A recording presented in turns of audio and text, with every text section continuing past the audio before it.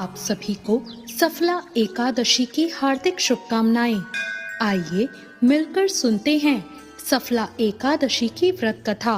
एक बार की बात है, धर्मराज युधिष्ठिर ने भगवान श्री कृष्ण से कहा, हे जनार्दन, मैंने मार्गशीर्ष शुक्ल एकादशी यानी कि मोक्षदा एकादशी का विस्तार से वर्णन सुना। अब आप कृपा करके मुझे पौष माह के कृष्ण पक्ष की एकादशी के विषय में भी बताएं। इस एकादशी का क्या नाम है और इसके व्रत का क्या विधान है? इसको करने की विधि क्या है और इस व्रत को करने से किस फल की प्राप्ति होती है? कृपया ये सब विधान पूर्वक कहिए।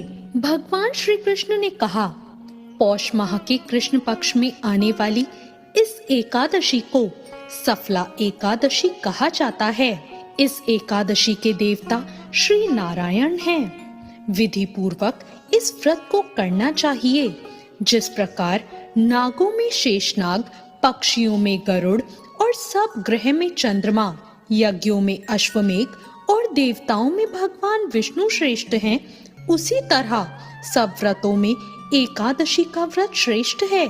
जो मनुष्य सदैव एकादशी का व्रत करते हैं वो मुझे परम प्रिय हैं। इसका महात्म मैं तुमसे कहता हूँ, ध्यान पूर्वक सुनो।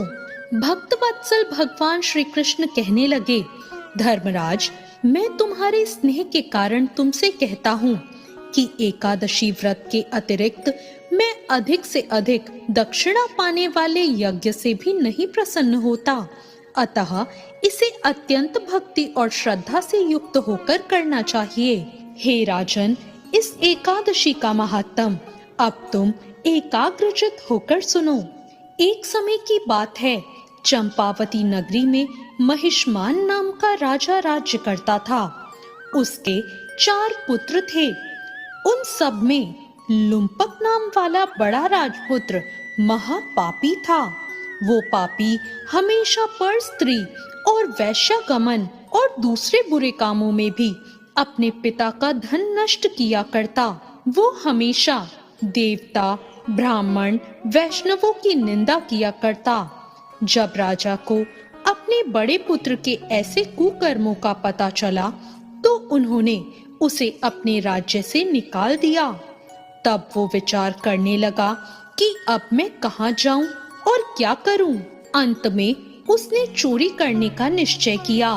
अब वो दिन में वन में रहता और रात को अपने पिता की नगरी में ही चोरी करता और प्रजा को तंग करने और उन्हें मारने का कुकर्म करता। कुछ समय के बाद सारी नगरी उससे भयभीत हो गई। वो वन में रहकर पशु आदि को मारकर खाने लगा। नागरिक और राज्य के कर्मचारी उसे पकड़ लेते, लेकिन राजा के भय से कि ये राजा का पुत्र है, उसे छोड़ देते। वन में एक अति प्राचीन विशाल पीपल का वृक्ष था। लोग उसकी भगवान के समान पूजा किया करते थे। उसी वृक्ष के नीचे वो महापापी लुम्पक रहा करता था। इस वन को लोग देवताओं का क्रीड़ा स्थल मानते थे। कुछ समय के बाद पौष कृष्ण पक्ष की दशमी के दिन वो वस्त्रहीन होने के कारण शीत के चलते सारी रात सो नहीं सका। उसके हाथ पैर ठंड से अकड़ गए। सूर्योदय होते होते वो मूर्छित हो गया और दूसरे दिन एकादशी को मध्याह्न के समय सूर्य की गर्मी पाकर उसकी मूर्छा दूर हुई। गिरता पड़ता वो भोजन की तलाश में निकल पड़ा। पशुओं को मारने में उस दिन वो समर्थ नहीं था, इसलिए पेड़ों के नीचे गिरे हुए फल उठाकर वापस उसी पीपल वृक्ष के नीचे आ गया। उस समय तक भगवान सूर्य अस्त हो चुके थे। अब वो वृक्ष के नीचे फल रखकर कहने लगा, हे भगवान, अब आपके ही अर्पण हैं ये फल, आप ही तृप्त हो जाइए। उस रात्रि को दुख के कारण रात्रि को भी उसे नींद नहीं आई। इसके इस उपवास और जागरण से भगवान बहुत प्रसन्न हुए और उसके सारे पापों को नष्ट कर दिया। दूसरे दिन प्रातःकाल एक बहुत ही सुंदर घोड़ा अनेक सुंदर वस्तुओं से सजा हुआ उसके सामने आकर खड़ा हो गया। उसी समय आकाशवाणी हुई कि हे राजपुत्र, श्री नारायण की कृपा से तेरे सारे पाप नष्ट हो गए हैं।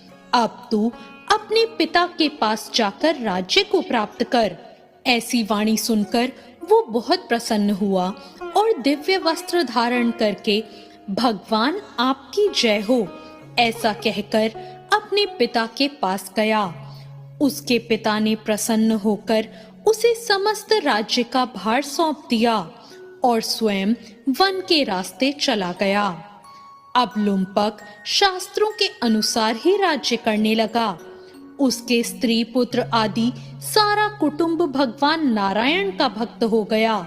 जब लुम्पक वृद्ध हो गया तो वृद्ध होने पर भी वो अपने पुत्र को राज्य का भार सौंपकर वन में तपस्या करने चला गया और अंत समय में वैकुंठ को प्राप्त हुआ।